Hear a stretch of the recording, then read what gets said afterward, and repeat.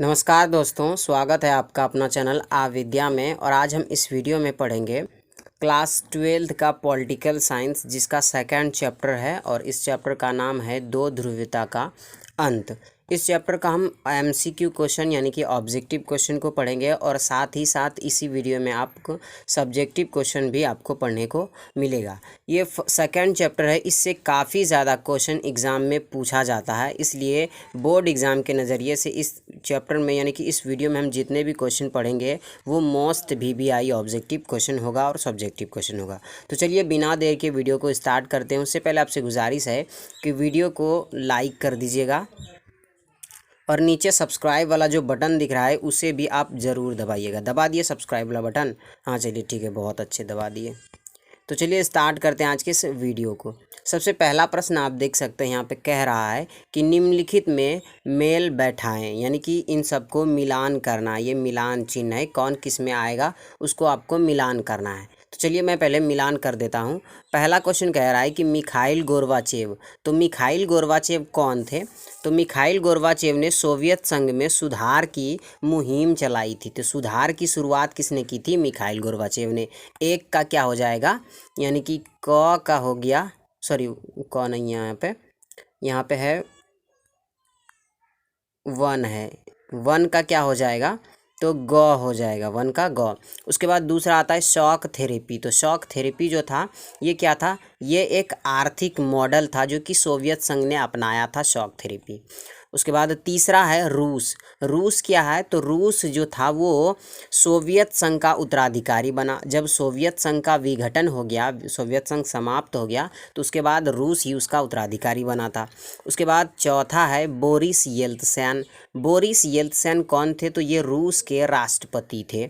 उसके बाद लास्ट है वारसा, यानी कि वारसा संधि या वारसा पैक्ट कह सकते हैं। तो वारसा जो था वो क्या था? एक सैन्य क्षमता संगठन था। क्या था? जो कि सोवियत संघ के द्वारा 1955 में इसकी स्थापना की गई थी, वारसा पैक्ट की। तो आप समझ गए क्या क्या मिलान हुआ है। एक बार मैं आपको रिपीट कर देता हूँ। मिखाइल गोर्बाचेव ने सुधार की मुहिम चलाई थी। शॉक थेरेपी एक आर्थिक मॉडल था। रूस जो था वो सोवियत संघ का उत्तराधिकारी था। और बोरिस येल्त्सिन एक राष्ट्रपति था रूस का।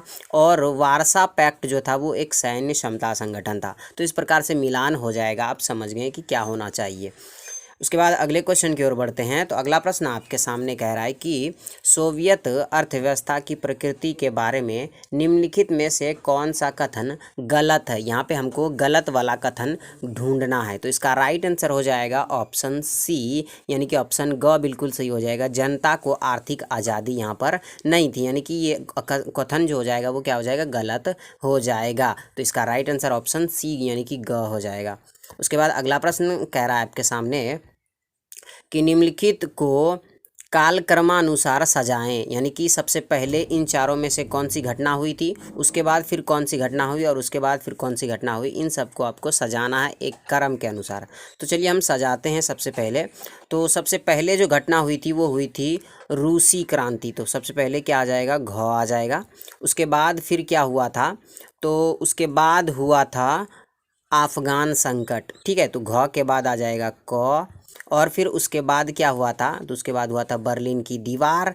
तो बर्लिन की दीवार यानी कि ख आ जाएगा। और उसके बाद लास्ट में बचा सोवियत संघ का विघटन। तो उसके बाद आ जाएगा ग। तो घ, क और ख और ग। तो इस प्रकार से आपका हो जाएगा बिल्कुल सही। सबसे पहले घटना हुई थी रूस की क्रांति, उसके बाद फिर घटना हुई अफगान संकट, उसके बाद हुआ बर्लिन की दीवार, उसके बाद फिर हुआ सोवियत संघ का विघटन। कुछ इस प्रकार से क्रमानुसार सजाया जाएगा। उसके बाद अगला क्वेश्चन आपके सामने कह रहा है कि निम्नलिखित में कौन सा सोवियत संघ के विघटन का परिणाम नहीं है, यानी कि विघटन का परिणाम कौन सा इसमें नहीं है। तो इसका राइट आंसर हो जाएगा ऑप्शन डी, मध्य पूर्वी में संकट। ये जो हो जाएगा वो बिल्कुल ही सही हो जाएगा। उसके बाद क्वेश्चन 4 कह रहा है कि शीत युद्ध सबसे बड़ा प्रतीक था। तो शीत युद्ध सबसे बड़ा प्रतीक क्या था? तो बर्लिन की जो दीवार खड़ी की गई थी जर्मनी में, वही सबसे बड़ा शीत युद्ध का प्रतीक था। तो ऑप्शन ए का सॉरी ऑप्शन 4 का ऑप्शन क बिल्कुल सही हो जाएगा। उसके बाद क्वेश्चन 5 कह रहा है कि पूर्वी जर्मनी के लोगों को बर्लिन की दीवार गिराई थी, यानी कि पूर्वी जर्मनी के जो लोग थे उन्होंने बर्लिन की दीवार को कब गिराकर विध्वंस किया था। तो इसका राइट आंसर हो जाएगा ऑप्शन ग, यानी कि सी बिल्कुल सही हो जाएगा। 1989 में, यानी कि 1989 में बर्लिन की दीवार को गिरा करके ख़त्म कर दिया था। उसके बाद क्वेश्चन 6 कह रहा है कि बर्लिन की दीवार बनाई कब गई थी। तो बर्लिन की दीवार 1961 में बनाई गई थी। कब? 1961 में बनाई गई थी बर्लिन की दीवार को। उसके बाद अगला प्रश्न आपके सामने है, लेनिन का जीवन काल मानो जाता है। यहाँ पे मानो जाता है क्या है, देखते हैं एक बार थोड़ा सा। हमको लगता है यहाँ पर मानो या मानी जाती है होगा, नहीं सॉरी, यहाँ पर होगा माना जाता है, ये नहीं है, इसको छोड़ दीजिए, यहाँ पर माना जाता है। ठीक है, तो इस प्रकार से आपको पढ़ना है, थोड़ा सा कन्फ्यूज़न हो जाता है। तो यहाँ पर क्या होगा, लेनिन का जीवन काल माना जाता है। तो इसका राइट आंसर हो जाएगा ऑप्शन ए, 1870 से लेकर 1921 तक क्या माना जाता है, इसका जीवन काल माना जाता है लेनिन का। ये याद रखिएगा क्वेश्चन। उसके बाद अगला क्वेश्चन आपके सामने है, निम्नलिखित में से कौन सा सोवियत संघ के विघटन का परिणाम नहीं है। तो ये क्वेश्चन पढ़ चुके हैं और ये क्वेश्चन आप देख सकते हैं कि 2009 में एनुअल परीक्षा में ये आ चुका है। ठीक है, तो बिहार बोर्ड वाले इसे जल्दी से याद कर ले, और अगर आप सीबीएसई बोर्ड से हैं तो भी ये क्वेश्चन आपके लिए इंपॉर्टेंट है।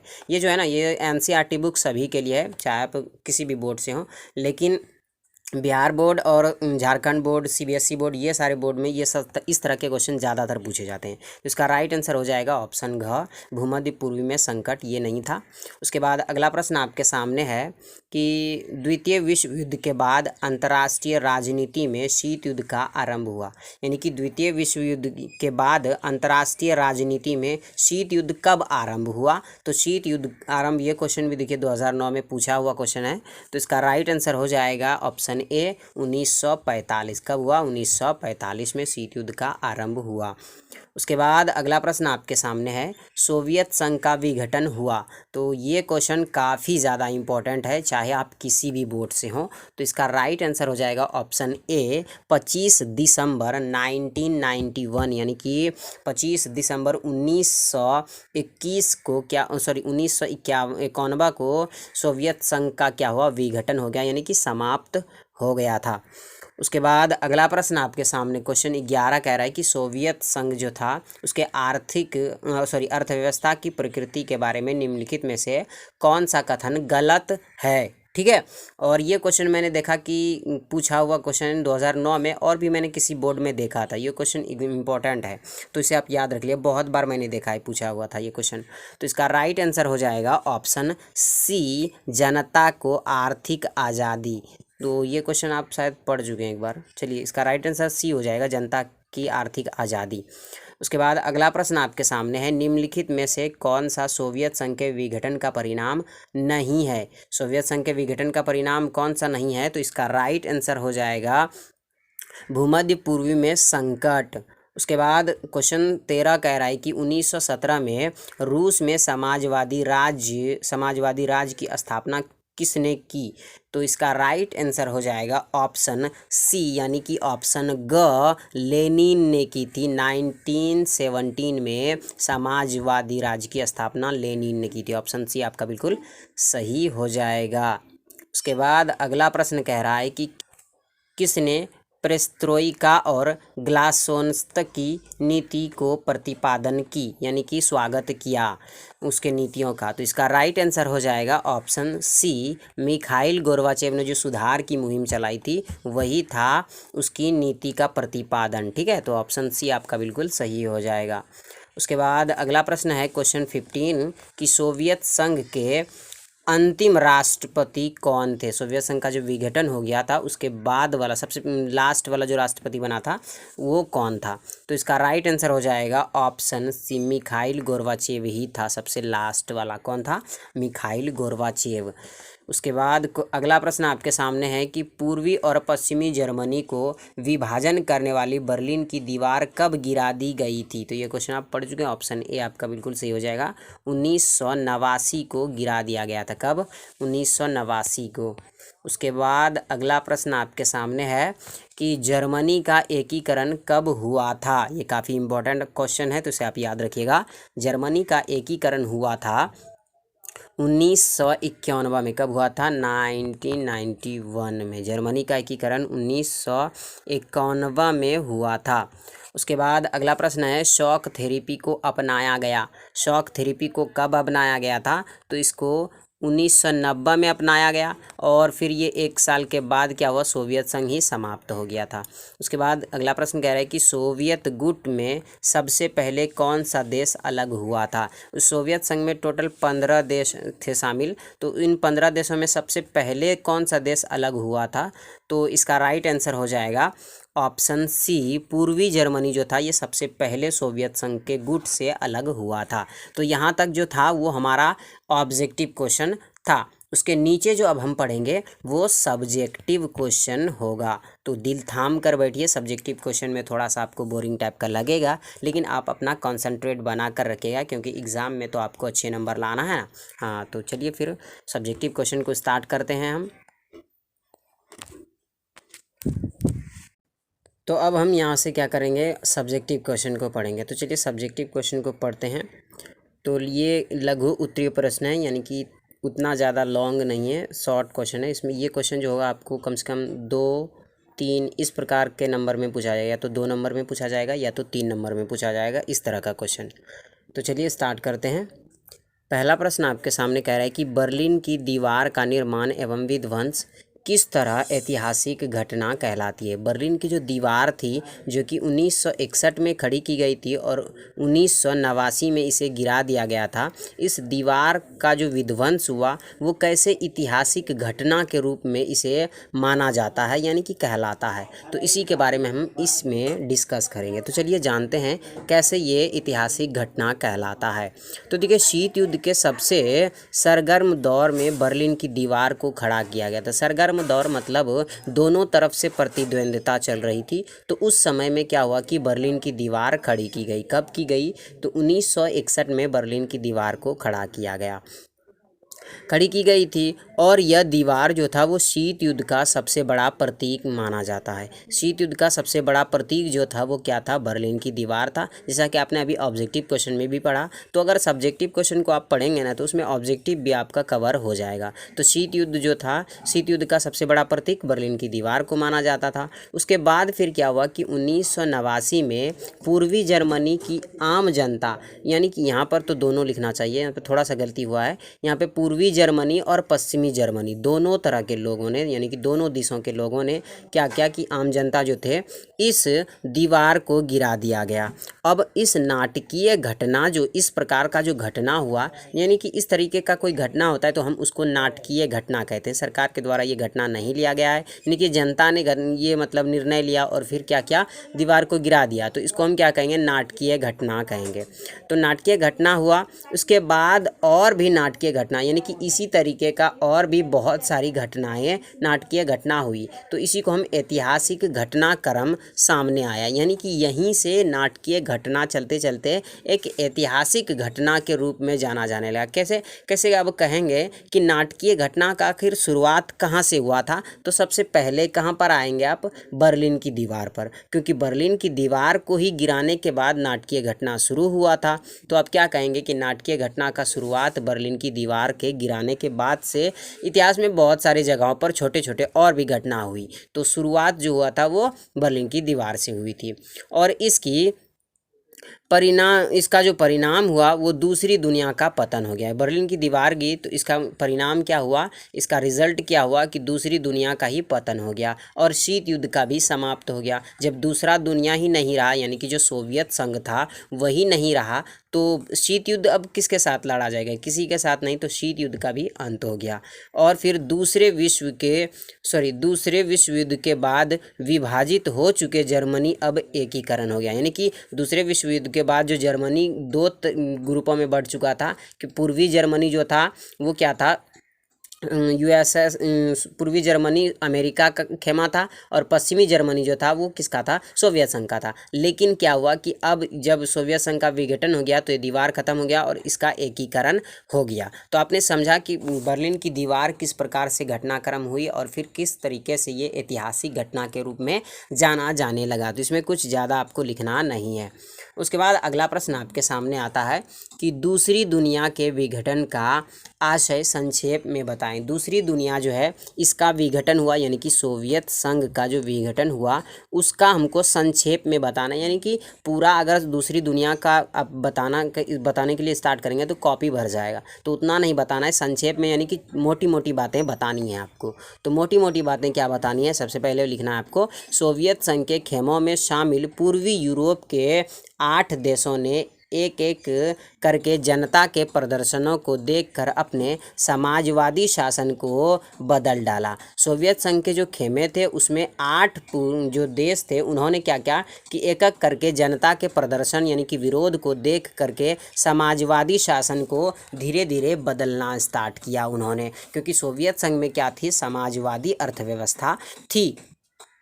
उसके बाद फिर क्या हुआ कि शीत युद्ध के अंत के समय सोवियत संघ को यह सब चुपचाप देखते रहना पड़ा, यानी कि शीत युद्ध के समय ये सारी घटना जो थी वो सोवियत संघ को शांतिपूर्वक देखना पड़ा, और फिर ऐसा किसी सैन्य मजबूरी से नहीं बल्कि आम जनता की सामूहिक कार्यवाही के दबाव के कारण हुआ। यानी कि ये सब जो घटना हुई वो कैसे हुआ, तो वो आम जनता के सामूहिक कार्यवाही में जो दबाव पड़ा, ठीक है, रोज़मर्रा के जीवन में जो कार्रवाई थी उसमें जो दबाव पड़ा उसके चलते ये क्या हुआ, सोवियत संघ को ये सारी चीज़ें खामोशी से देखनी पड़ी। लेकिन अंत में स्वयं सोवियत संघ का विघटन हो गया। लेकिन इसका परिणाम क्या हुआ कि सोवियत संघ चुपचाप देखता रहा और बाद में क्या हुआ कि सोवियत संघ का ही विघटन हो गया, समाप्त हो गया। तो यहाँ से आपने क्या सीखा कि सोवियत संघ जो था वो क्या था, चुपचाप देख रहा था, लेकिन अगर कुछ रिएक्शन उस समय लेता तो सोवियत संघ शायद बच सकता था। तो ये सारी घटनाएं थी। उसके बाद अगले टॉपिक पर बढ़ते हैं। तो अगला क्वेश्चन जो है वो ये क्वेश्चन बहुत ज़्यादा इंपॉर्टेंट है, वो ये है कि सोवियत प्रणाली क्या है। ठीक है, सोवियत प्रणाली क्या है, तो इसको शॉर्ट में बता देते हैं कि सोवियत प्रणाली वो है कि सोवियत संघ ने क्या सर अपने गिरते अर्थव्यवस्था को ऊपर उठाने की कोशिश की, यानी कि अर्थव्यवस्था जो थी वो नीचे गिर रही थी, इन्होंने ऊपर उठाने की कुछ नई तरकीब ढूंढी, कुछ नया नुस्खा निकाला, उसी को क्या कहा जाने लगा, सोवियत प्रणाली कहा जाने लगा। ये मैंने अपने लैंग्वेज में बताया। अब किताबी लैंग्वेज जो है वो थोड़ा सा डिफरेंस है, लेकिन एग्ज़ाम में अगर आप अपनी लैंग्वेज लिखते हैं तो एग्जामिनर आपको खुश होकर के नंबर देता है। तो चलिए फिर आगे बढ़ते हैं, अपने लैंग्वेज में नहीं तो किताबी लैंग्वेज में तो थोड़ा सा जान लेते हैं आखिर क्या कहता है। सोवियत प्रणाली क्या है, इसकी मुख्य विशेषताओं का संक्षेप में उल्लेख करें। तो देखिए, समाजवादी सोवियत गणराज्य जिसे हम यूएसएसआर कहते हैं, समाजवादी सोवियत गणराज्य को क्या कहते हैं, यूएसएसआर कहते हैं। रूस में हुई 1917 में एक समाजवादी क्रांति हुई थी और इस समाजवादी क्रांति के बाद सोवियत संघ अस्तित्व में आया था। तो सोवियत संघ अस्तित्व में कब आया था, यूएसएसआर अस्तित्व में कब आया था, तो 1917 में रूस में एक क्रांति हुई थी जो समाजवादी क्रांति थी। ठीक है, और इसी क्रांति के चलते, यानी कि इस क्रांति में जितने भी लोग आए थे वो सारे समाजवादी लोग थे और वो समाजवादी से बहुत ज़्यादा प्रभावित हुए। तो उन्होंने क्या किया कि सोवियत संघ की स्थापना की, जो कि एक समाजवादी मतलब अर्थव्यवस्था पर आधारित थी, समाजवादी विचारधारा पर आधारित थी। उसके बाद आता है कि यह क्रांति पूंजीवादी व्यवस्था के विरोध में हुई थी, यानी कि जो क्रांति यहाँ पर हुई थी, ये जो समाजवादी क्रांति हुआ था 1917 में रूस में, यहाँ पर पूंजीवादी का विरोध किया गया था। जो अमेरिका है इसकी अर्थव्यवस्था जो है वो पूंजीवादी है, यानी कि इसकी विचारधारा जो है वो पूंजीवादी विचारधारा है, तो इसका विरोध किया था इन्होंने। और समाजवाद के आदर्श और समता मूल्य समाज की ज़रूरत से प्रेरित हुए थे, यानी कि इन्होंने पूंजीवादी का खुल करके विरोध किया और समाजवाद का क्या मतलब समाजवाद को इन्होंने अपनाने की बात कही। समाजवाद में जितने भी अच्छी बातें थी उन सारी चीज़ों को इन्होंने बताया यहाँ पर, यानी कि 1917 के बोल्शेविक क्रांति में। उसके बाद यह मानव इतिहास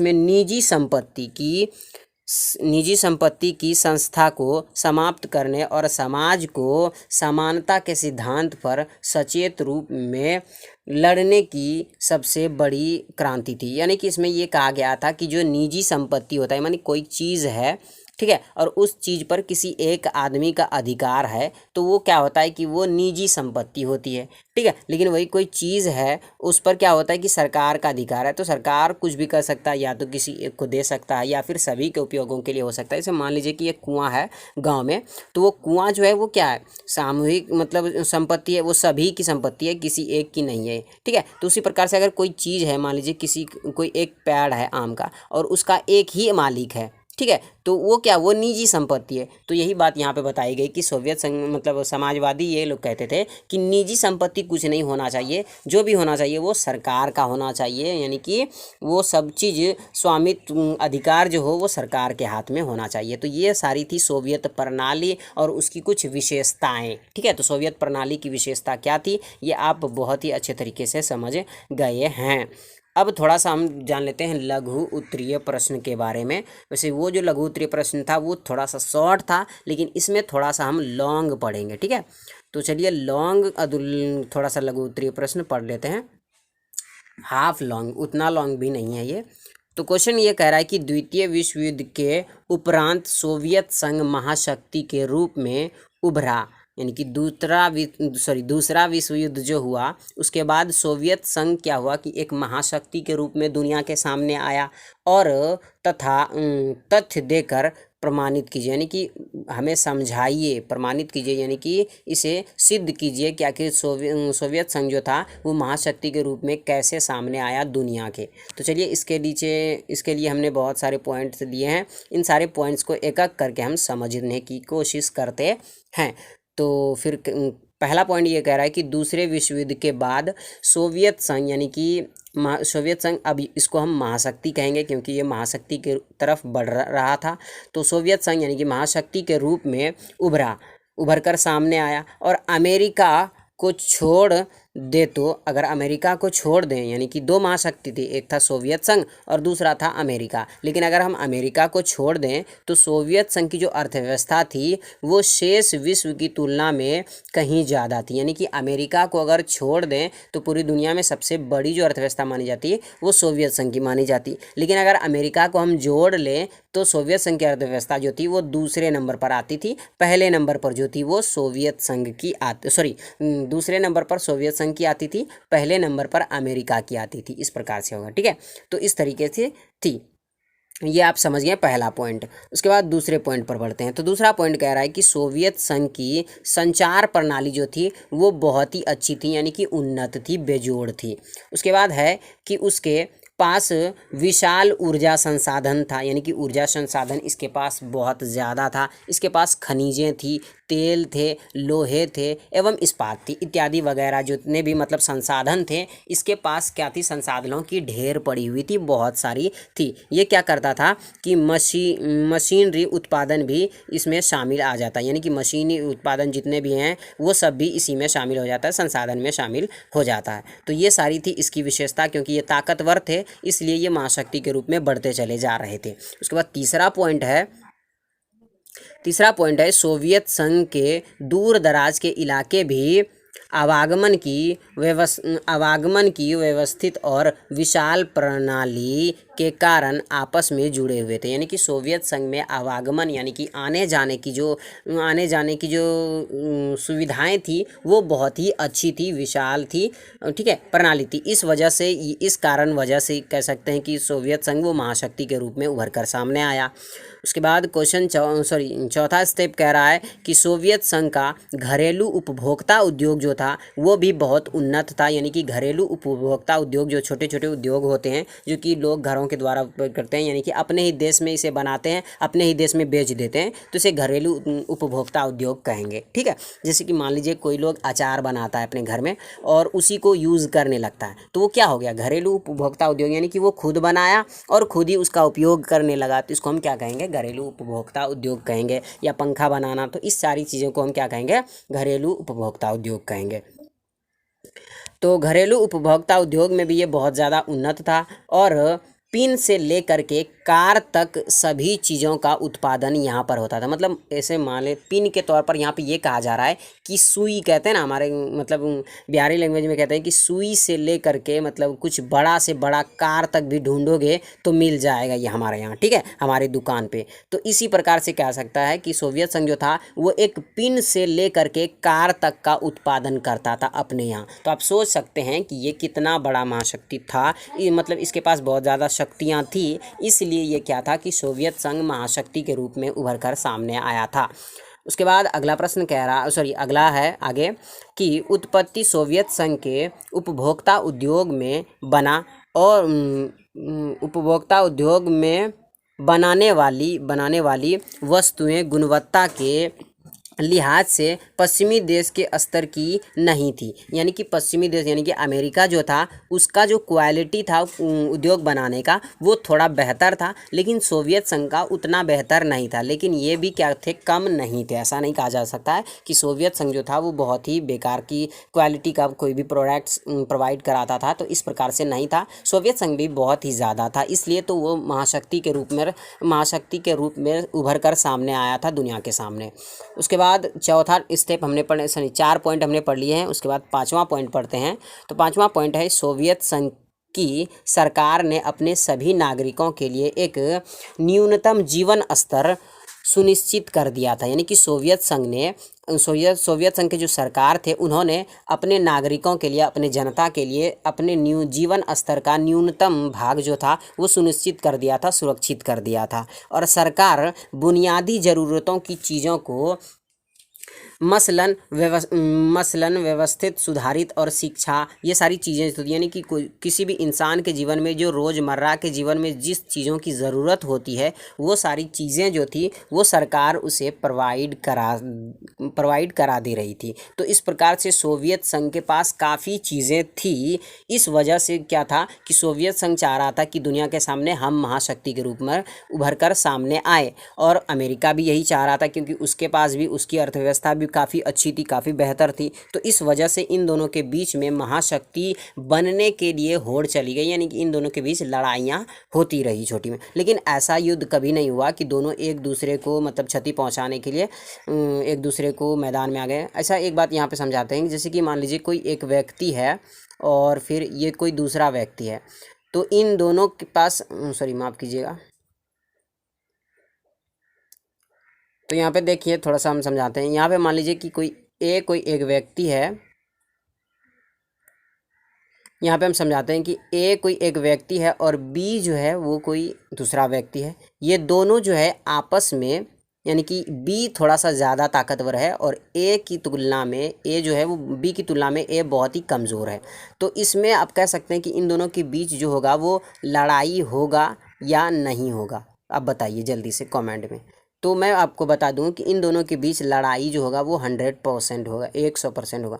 क्यों? क्योंकि इसको जो होगा वो पूरा 100% कॉन्फिडेंस होगा कि हम इसको पराजित कर देंगे। अब जब इसके मन में ये है तो ये इससे लड़ाई करने के लिए 100% अपना जोर लगा देगा, नहीं मैं तुम्हारे साथ लड़ाई करूँगा, ये करूँगा, वो करूँगा, बहुत सारी बातें। लेकिन अगर मान लीजिए कि इसी प्रकार से कोई दूसरा केस आ जाए, मान लीजिए ए ये है, ठीक है, और ये ए डैश है, ए और ए डैश, ये दोनों एक दूसरे से कमज़ोर नहीं है। यानी कि जितनी शक्ति ए के पास है, ठीक है, उतनी ही शक्ति बी ए डैश के पास है। तो अब बताइए कि इन दोनों के बीच युद्ध होगा या नहीं होगा। तो इन दोनों के बीच जो होगा युद्ध वो 100% नहीं होगा, 100% नहीं बोल सकते, 90% मान लीजिए नहीं होगा। अब क्यों नहीं होगा?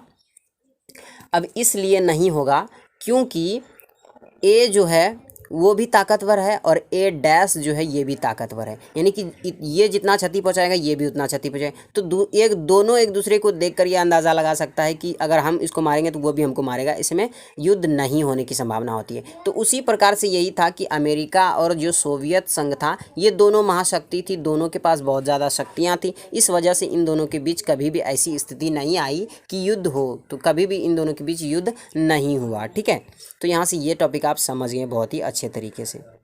उसके बाद अगले क्वेश्चन की ओर बढ़ते हैं। तो अगला प्रश्न कह रहा है कि जैसे भारत देश है, तो भारत जैसे देशों के लिए सोवियत संघ के विघटन के क्या परिणाम है। यानी कि भारत के संबंध जो थे वो सोवियत संघ से काफ़ी बेहतर थे, बहुत अच्छे थे। तो जब सोवियत संघ का विघटन हो गया तो भारत को इससे क्या नुकसान हुआ, क्या क्षति पहुँचा, तो इसके बारे में अगर एग्जाम में पूछा जाए, जैसे ये क्वेश्चन जो है वो काफ़ी इंपॉर्टेंट है। आप यहाँ पे देख सकते हैं एनसीईआरटी के अनुसार ये क्वेश्चन को तैयार किया गया है। तो एनसीईआरटी क्वेश्चन एग्जाम में पूछने के ज़्यादा चांसेस होते हैं।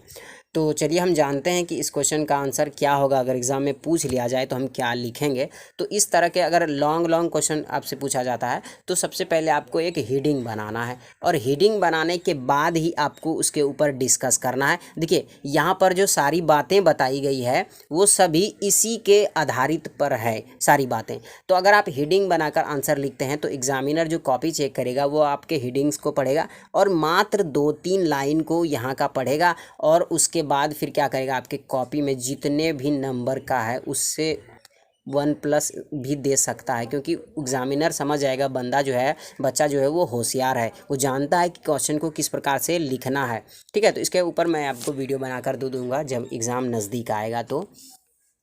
तो इसका राइट आंसर जो हो जाएगा वो ये होगा, भारत के लिए सोवियत संघ के विघटन के परिणाम। अब इसके ऊपर हम यहाँ पर बात करेंगे। पहला पॉइंट ये है कि भारत शीत युद्ध को रोकने के चाह करने वाले राष्ट्रों में आगामी राष्ट्र थे। यानी कि भारत जो था वो शीत युद्ध को रोकने में सबसे पहले, यानी कि जितने भी देश चाहते थे कि शीत युद्ध नहीं हो, उसमें भारत भी शामिल था। तो ये बात समझिए। उसके बाद आता है कि उसे महसूस हुआ कि अब विश्व में शीत युद्ध का दौर और अंतर्राष्ट्रीय तनाव, वातावरण एवं संघर्ष ही समाप्ति हो जाएगी। यानी कि ऐसे महसूस हुआ सोवियत संघ को कि अब क्या होगा कि पूरी दुनिया में क्या होगा, तनावपूर्ण और संघर्ष का जो ये माहौल है ये समाप्त हो जाएगा। लेकिन महसूस किया कि अब सैन्य गुटों के गठन की प्रक्रिया जो है वो रुकेगी। यानी कि दोनों तरफ से सोवियत संघ क्या कर रहा था कि वार्सा पैक्ट की स्थापना कर रहा था, लेकिन इधर भी अमेरिका जो था ये नाटो, सीटो, सेंटो इस प्रकार से बहुत सारी मतलब क्या कर रहे थे, ये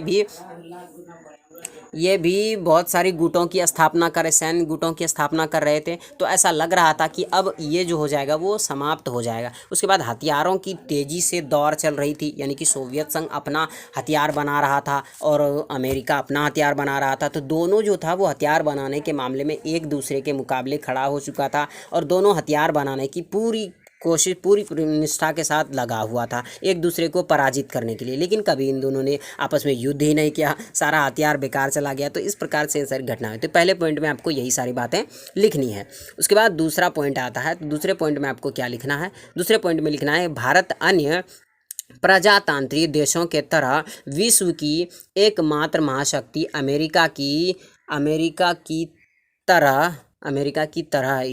तरह और मजबूती से दोस्ती करने के लिए बढ़ता चला गया। यानी कि भारत जो था वो अन्य प्रजातांत्रिक के देशों के साथ ऐसा नहीं था कि मात्र अमेरिका के तरफ ये हाथ बढ़ाने के लिए, यानी कि दोस्ती का हाथ बढ़ाने के लिए गया। भारत जो था वो अपनी ऐसी स्थिति बनाकर रखा था कि अगर मान लीजिए दुनिया में अमेरिका और सोवियत संघ के बीच युद्ध हो जाता है और इसमें किसी एक की मृत्यु हो, मतलब ख़त्म हो जाता है, जैसे मान लीजिए कि सोवियत संघ का विघटन हुआ, तो उस समय दोनों मान लीजिए तैयार थे, उसमें से मान लीजिए कि सोवियत संघ का विघटन गया, तो भारत की ऐसी स्थिति थी कि ये सोवियत संघ यानी अमेरिका के पास जा सकता था, ठीक है, मदद के लिए, अगर भारत पर हमला करता तो। उसके बाद अगर अमेरिका भारत पर हमला कर देता तो ये क्या कर सकता था, सोवियत संघ से मदद मांग सकता था। तो भारत ने इस प्रकार से अपनी स्थिति बनाकर रखी थी कि अगर दोनों देशों में से कोई एक देश हम पर हमला करता है तो हम क्या कर सकते हैं, दूसरे के पास से जा कर के अपनी मदद को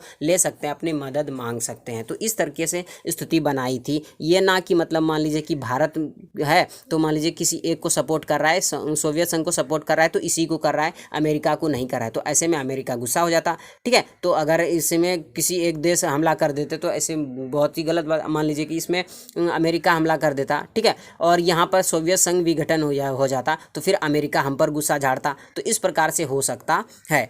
तो ऐसा नहीं कि अमेरिका ने क्या किया कि दोनों को मिला करके के रखा।